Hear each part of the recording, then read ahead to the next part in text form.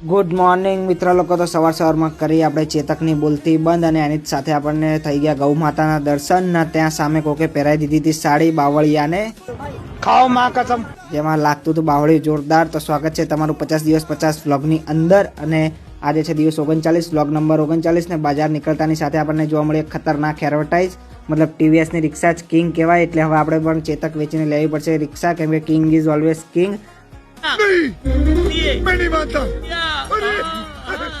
તો પછી આપણે જઈ રહ્યા હતા કામ પર, મતલબ કે રૂટમાં, અને આપણે પહોંચી ગયા હતા જૂનાગંજની અંદર. પછી આપણે પતાવ્યું આપણું કામ અને કામ કરતાં કરતાં થઈ ગઈ હતી બપોર અને થોડા ઘણા ઓર્ડર્સ મારીને આપણને લાગી ગઈ હતી જોરોની ભૂખ. તો પછી આપણે જઈ રહ્યા હતા ઘર તરફ જમવા માટે અને પછી થઈ ગઈ હતી એમાં સાંજ. તો પહોંચી ગયા આપણે ગુડ્ડુને લેવા માટે એની ઓફિસે, મતલબ કે દુકાને, અને પછી ત્યાં જઈને આપણે થોડી વાર રમત ગમત કરતા હતા અને એમાં પછી થઈ ગઈ હતી રાત અને લાગી ગઈ હતી આપણને જોરોની ભૂખ ને દોડી રહ્યા હતા ઉંદેડા રોડ ઉપર નહીં, મતલબ આપણા પેટમાં.